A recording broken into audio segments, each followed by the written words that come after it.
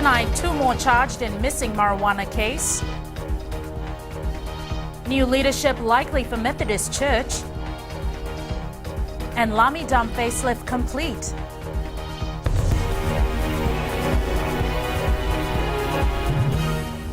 Good evening, I'm Jackie Spade. 2 police officers implicated in the disappearance of marijuana from the Nambour police station appeared in court today. It's alleged they supplied illicit drugs to 2 men on separate occasions between April and May. Mother Lutunaunga has the story. Amani Mbosenawai and Inia Mekemeke are both CID officers at the Nambour police station. They appeared in the Suva Magistrate Court this afternoon. The 2 are alleged to have supplied marijuana to Nelson Regan of Samambula. Almost 400 grams of marijuana was allegedly taken from the police station between May the 14th and 18th.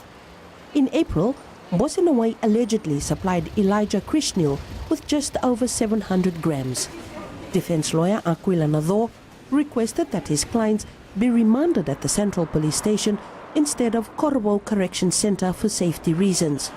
He told the court that his clients are party to some police investigations where the accused are remanded in Korobo. Magistrate Sophia Hamza has adjourned the case to June the 22nd. No plea was taken. Mother Lutunaunga, FBC News. The Methodist Church will have new leadership following this year's annual conference.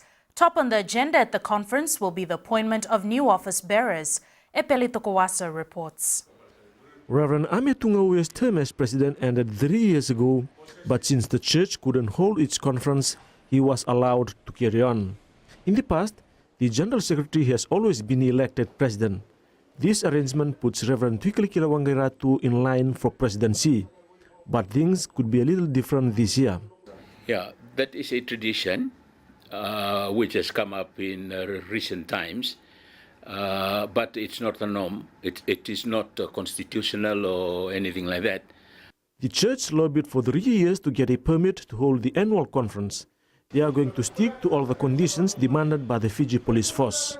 I think the church was overwhelmed with joy because for a few years, since 2009, we have been knocking, and hopefully this one will be okay. The annual conference can coincide with a hibiscus festival from August 17th to the 25th. It can only last 3 days, and members can only meet between 8 a.m. to 8 p.m. There will be no soli. Epeli Tukwasa, FBC News. Fiji's contract with passport supplier Oberthur Technologies isn't likely to be affected, despite the long delays in receiving the first batch. The company came through a clean tender process and was awarded a 5-year contract to supply Fiji passports. Devna Ryan with the details. Oberthur Technologies have repeatedly failed to deliver on its deadlines, something which by commercial standards would be considered a failure to perform. But the Immigration Department, for its part, has no choice. It doesn't have the authority to pull out of the contract.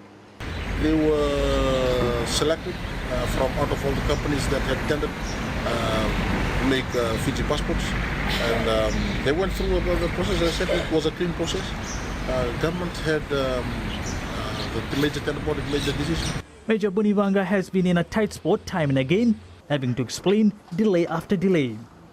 Whether the company is going to make additional passports for us, that is the government's call. But the contract is there, and if the contract is for 5 years, whether it's renewable or not, it's up to the relevant stakeholders. More than 13,000 applications are now pending, and another 5,000 emergency passport applications have been received. This time around, the department is sure the passports are coming. I reconfirmed that it was coming on the 20th. I didn't want to disappoint a lot of the members of the public. There were a lot of concerns, people going for overseas medical treatment. But yet, when we cannot really achieve what we intended to achieve, and that is in the form of the service that we provide. Oberthur Technologies, meanwhile, has given no explanations for the delays. Our questions sent some weeks ago are still unanswered. Dev Narayan, FBC News. Once an eyesore, the Lami rubbish dump could soon become a major attraction. The Department of Environment and the European Union have completed rehabilitation work at a cost of $2.7 million. As Ritika Pratap reports, there are plans to develop the site. This became a dump site in 1954 when Suva was growing, being developed into a city. Known as the sanitary landfill back then, around 50,000 tons of rubbish was dumped at this site until 2005. Management, expertise, technology, finance seems to be a huge gap in trying to maintain the problems that can be created by such a system. A lack of money meant the site became a health and environment risk. But after its closure, tests showed there is little greenhouse gas emissions from the site. It was found out that yes, gases contained in this lime dump is minimal.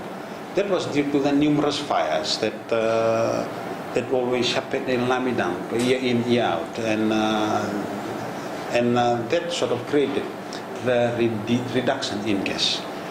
3 years of rehabilitation brought many challenges for those involved. As you may well understand, these kind of works that involve moving earth are particularly affected by heavy rains. Could have taken shorter, but under the circumstances that we had to face, I can say that it was performed effectively and efficiently and in the shortest possible delay. Suggestions for the site include a business center, shopping mall or many other suggestions. A committee is now looking through these. Ritika Pratap, FBC News. The Public Service Commission has disciplined 8 civil servants who breached the Code of Conduct. The Commission heard cases on bribery, misappropriation of funds, assault, unprofessional behavior, insubordination, and implementing a decision without proper authorization.